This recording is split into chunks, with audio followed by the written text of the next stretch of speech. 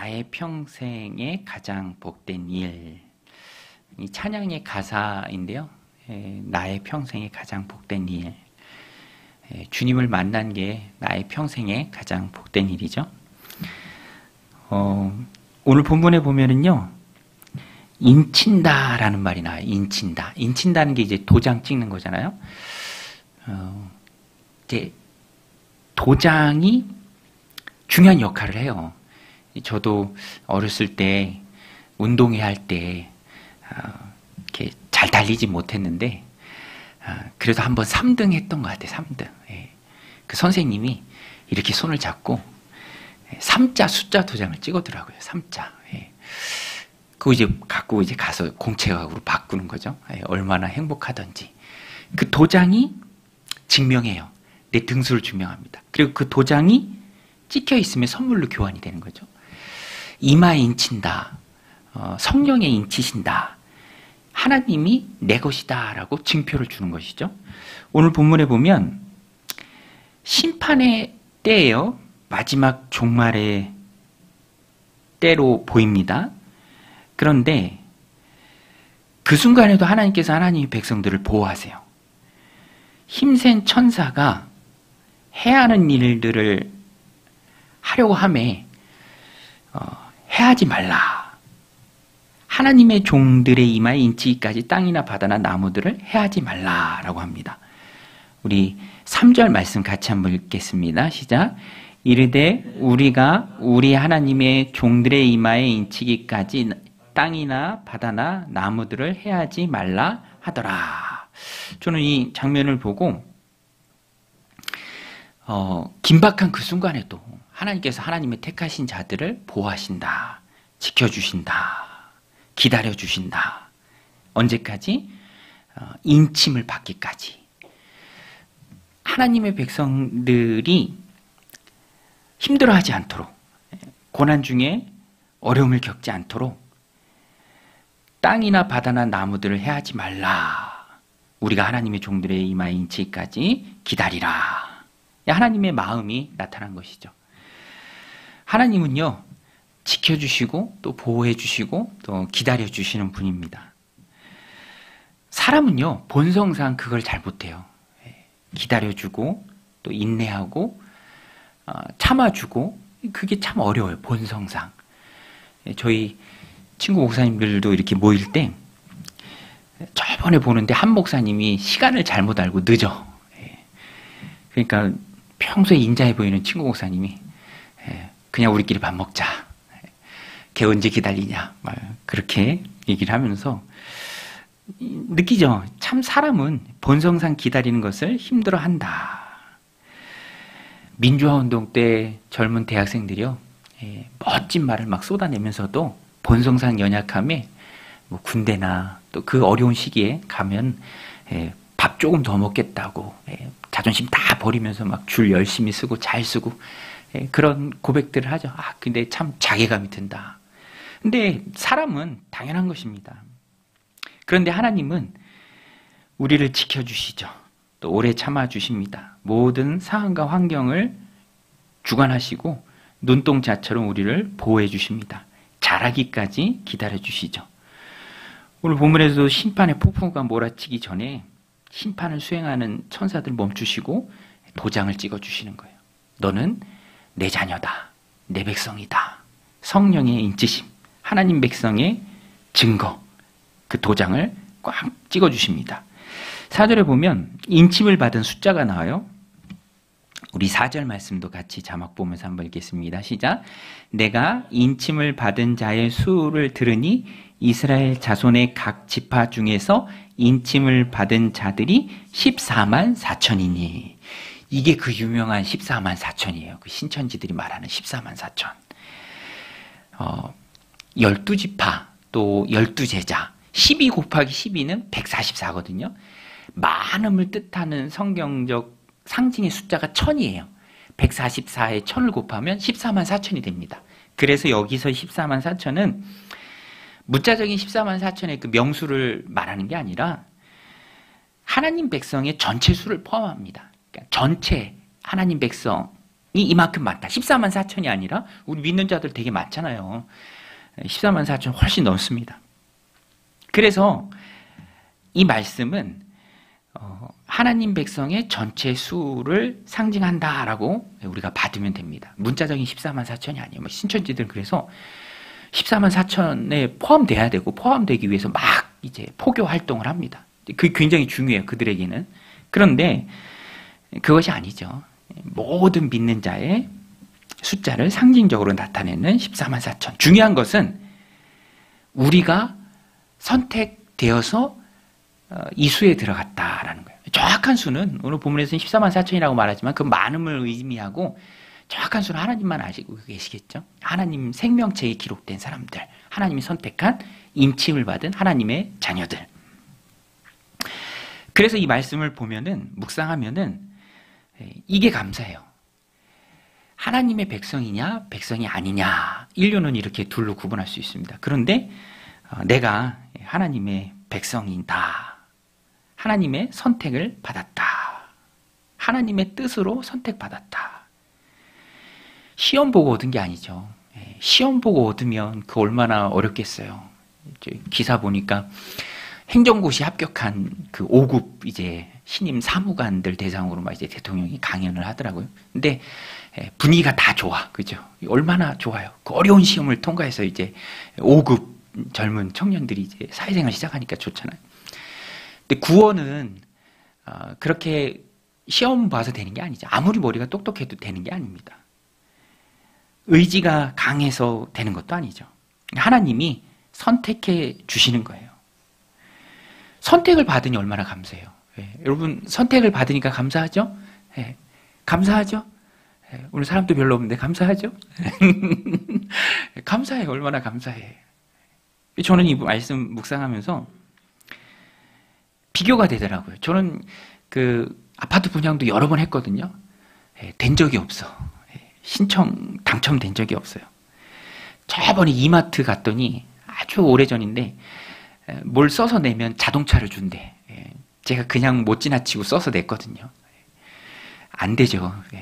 복권 살 일도 없지만 사도 안 됩니다. 뭐든지 잘 안 돼요.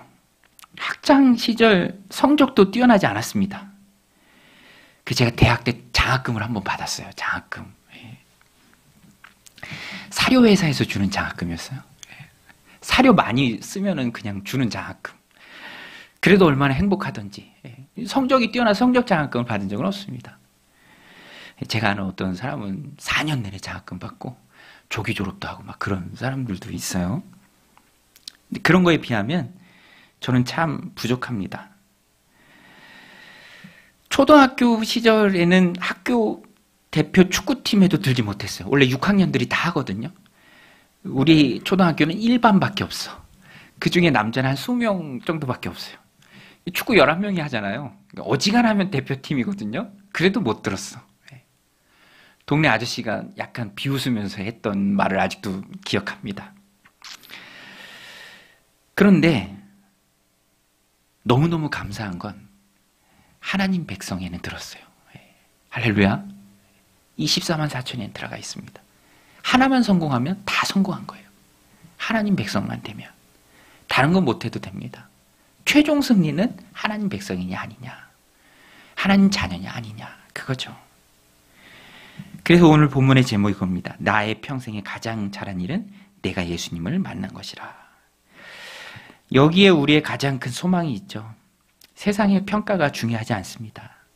하나님 백성의 수에 하나님 선택으로 하나님 뜻에 따라 하나님이 정해서 부름받았다는 그 자체가 너무너무 감사합니다.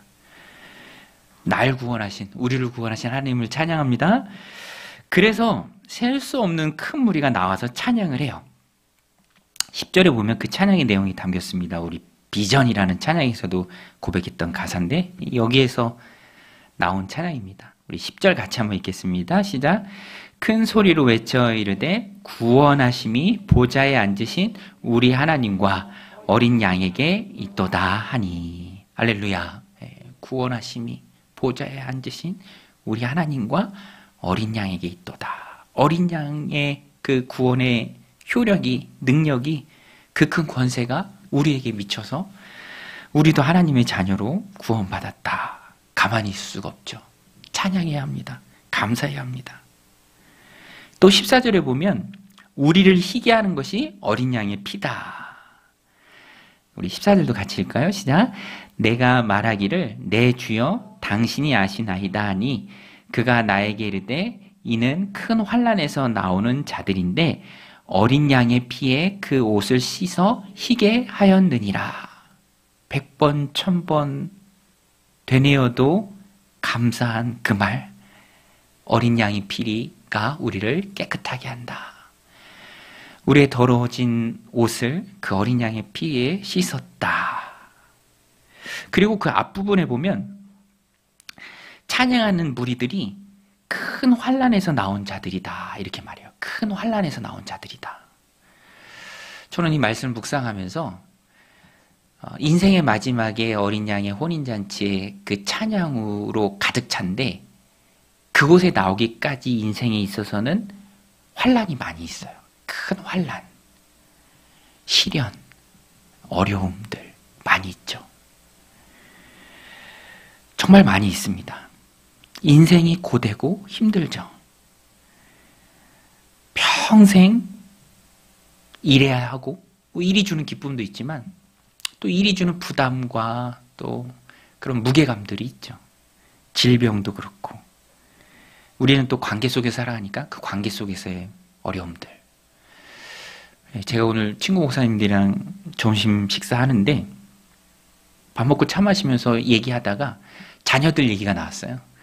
근데 6명이 모였는데 목사님들은 왜 이렇게 애들을 많이 낳는지 모르겠어요. 그죠? 4명이 다 세 자녀예요. 세 자녀. 딸, 아들, 아들. 근데 2명이 이제 2자녀예요. 어떻게 얘기가 나오다 보니까 이제 지금이라도 하나 더 낳아라. 농담으로 그런 말이 오고 가는데 그 2명이 뜻밖의 고백을 하더라고요. 사실은 셋째를 가졌는데 사산을 했다 그러더라고요. 사산. 한 명은 6개월에 사산을 하고 한 명은 7개월에 사산을 하고 죽은 아이를 낳았다는 거야. 아내가. 그래서 한 분은 그 분이 아직도 집에 있대요. 똑같이 장례식도 치르고 뭐 그것도 신고도 해야 되고 한다고 하더라고요. 저는 전혀 몰랐어요. 그런데 그 얘기를 들으면서 참 마음을 와닿더라고요. 그 시기가 특별히 그 사모님들한테 얼마나 힘들었을까.